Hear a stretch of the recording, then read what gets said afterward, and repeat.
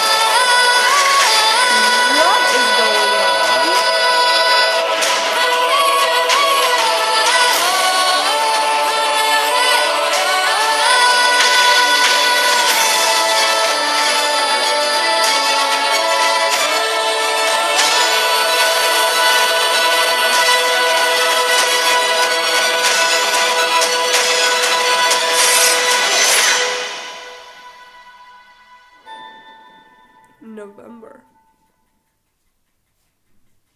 So now that we've watched the trailer, let's hit the books. And by the books, I mean the internet. So there are obviously tons of theories on this. In the first scene, Elsa is running on water, which is really cool, and then she's trying to freeze the water to escape. I'm guessing to across the water. I don't know what that is, honestly, and what it's supposed to be.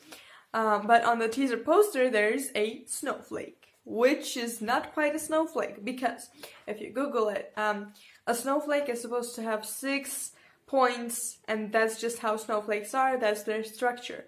But the snowflake has, I don't know how many, count them, points and not 6. In the first Frozen movie, the rule of 6 points has always been there, and there have always been, every single snowflake was 6 pointed. Now this, I don't know what this is, appears, and there are symbols on them, which are also seen on the scene with Anna looking out the balcony in the crystals. So I'm guessing they're a huge part of everything, possibly. And there are tons of theories on the symbols, which the most popular one is probably the fact that they're runes, which we will be taking a look at. So if we think about runes, in the first movie, when the king finds out that Elsa's powers are gone out of hand, he opens a book which has runes on it.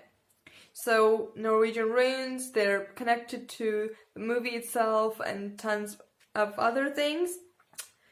So the snowflake itself, it kind of looks like a compass. It does, like the points, just look at that. And if we're talking about a compass, then in Norwegian culture, there's a Norse compass of runes which looks practically the same as the snowflake. Yes, it does. So that's the picture of just the compass. And if we add the runes to the compass, that's the full look of the compass. That's how it looks. So why is there a compass? So the compass is called the Vedrosir, I think, if I'm pronouncing it right. And it practically has the same amount of points as the snowflake. So, a compass. Gosh, why? The Norwegian runic compass is looking like that, and it has all of the things that it's talking about, but if we try to find something that it connects to the compass, there is a manuscript. So a manuscript, and it there. You see? Okay, so the Hald manuscript is talked about the compass, and the compass means guidance and protection is what's written on the manuscript, which translates to wayfinder. Let's see, we're taking a Moana turn here, because Maui talks about finding a way on a boat, a ship, and explains that that's called wayfinding to Moana. I don't know why this is connecting, but anyway, so it's told about the compass, like it's Norwegian culture, and it has a huge part of the culture itself, and that resembles the Galgebrok. The Galgebrok, again, I don't know if I'm pronouncing this correctly, is a magic book. It's a book of magic. It's called the Icelandic Book of Magic by Stephen Flowers. There. And, well, the Icelandic Book of Magic, let's see. Magic, Elsa, ice. That's literally the snowflake. Like, where it came from. The book that the king opened in Frozen 1, also runic, magical, that possibly could be the book. Anyways, from the snowflakes comes the compass, which comes from the Book of Spells, apparently. So, now, let's take a look at the runes. No, not the rooms, the runes, the Norwegian runes. Anyways, so the symbols resemble runes, but don't exactly look like them, because the graphics is, well, very, very different, because now we're gonna pull out our rune books. Yes, I have rune books. Who doesn't? There we go. Okay, so we're gonna take a look at those runes in the rune books. So, the first thing we're gonna look at is this one, which, well, doesn't really resemble a rune, but it's diamond shaped. That's why I said it doesn't resemble one, but it is one, because there literally is a diamond shaped rune, which is the Ignis rune, and the Ignis rune translates to the meaning rune of isolation or separation in order to create a space or a place where the process of transformation into higher states of being can occur. Rune of the gestation and internal growth. So, let me think. Isolation, separation. Anna and Elsa and on different islands trying to escape. Sounds familiar, probably from the trailer. Yes. So the next one is that, and it doesn't look like a rune with all the graphics, but if we remove this dot that you see on it, because there are no dots and runes, you get a straight line. And we do have a straight line rune, which is the Isa rune. The Isa rune, I don't know, the name sounds like ice to me. It just sounds very, very familiar. Ice is it's like the same thing, you know. Yeah, because it is. Because the Isa rune literally means ice. And I don't think I have to get into detail with that. Because, you know, ice, Elsa, magic, Frozen. I'm not gonna say anymore. So, rune of concentration of things in a state of frozen being, rune of stillness and self-ego. I don't think the self-ego has nothing to do with this, but whatever else you get. So, the next one that we're looking at is that one, and it doesn't look like a rune if we don't connect the dots. So, if we connect the dots, that's a literal line, and that's an arrow. So, we do have an arrow rune, which is that one, and the arrow rune's name is Tuaz. So, the Tuaz rune means rune of the balance and justice ruled from a higher rationality, the rune of sacrifice to the individual self for well-being of a whole society. Let's see. Have you watched Frozen 1? Because if you have, then you remember that there was a moment when Anna sacrificed herself to save Elsa. Sounds familiar? Probably yes. So, we're getting somewhere with this, I think, apparently. So, that was amazing. I think that right now we're like getting somewhere little by little with all of these rune things.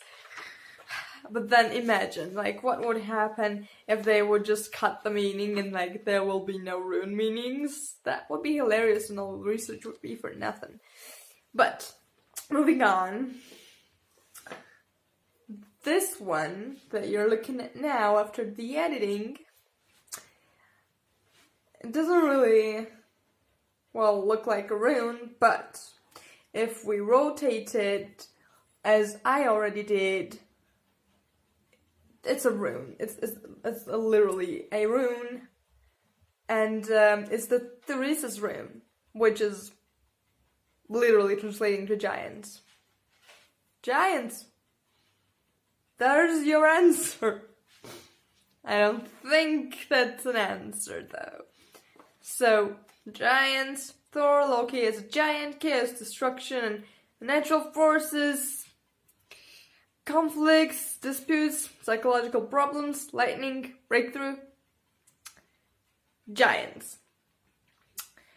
And in the Norwegian culture, giants actually have played a huge part. Because, I don't know if it's a legend, but it's more of a belief. So the belief is that mountains and canyons in Scandinavia were carved into being and were referred to as Gotinar or Jotunar, or frost giants. You know, frost. Elsa. Frost giants. And it said that these giants would turn into stone if ever exposed to sunlight. Which, I mean, it's an interesting thing if we look at the logo and Frozen 2, the one there. Half of the letters is literally stone. And if you look at the original Frozen logo, that was completely iced up. So, That's an interesting thing, half a rock logo. So I have no idea how this information is accurate at all and how we got somewhere, but everything connects in a way because there are runes that look like the symbols and everything, and well, the idea of the culture and the compass and all of that. So I don't know how much information that I just told you will actually be true, but we'll just have to wait for Frozen 2 to come out in November, and then I'll make a video embarrassing myself and talking about how many things I missed and I was wrong about in the trailer video, so we're gonna wait for that. Yay! November comes sooner, so I can embarrass myself. And there are tons of theories on the internet, like, look it up. There are tons, so any of them can be true or not true, and we don't know. But you can suggest me your versions, your theories in the comments below. I'd love to hear from you. And if you liked this video, and if you like Frozen, then like the video down below, and also you can subscribe to my channel. It will mean a lot to me. And I hope you like the video, and I will see you guys next time in the next episode of News and News. Thank you very much for watching.